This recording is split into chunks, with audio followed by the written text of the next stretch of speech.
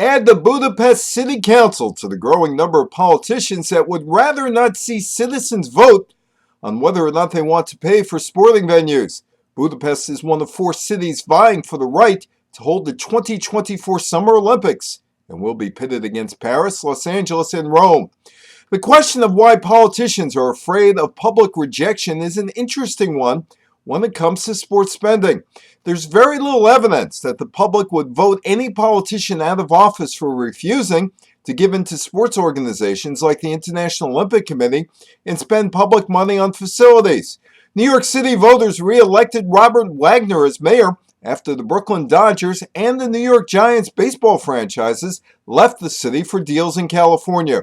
Politicians seemingly are not voted out of office because they lose teams. Sports fans and sports media seemingly have this thought that no politician wants to be remembered for not keeping a team, but that simply isn't true. There is the story of a Wisconsin state senator, George Petak, who in 1995 switched his vote from a no to the public funding of the Milwaukee Brewers baseball park to yes.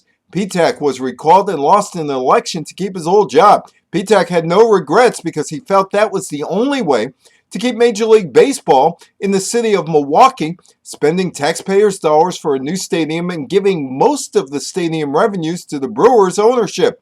In the 1990s, voters did pass referendums to spend money on stadiums, except in Pittsburgh, Milwaukee, and Seattle, where voters said no, and those decisions were overturned by elected officials. Budapest politicians and the local Olympic Committee want the games, but they're afraid of a public vote, and with good reason. It's getting very hard for the Olympic backers to get local residents to say yes to spending billions on the event. I'm Evan Weiner for the Politics of Sports Business.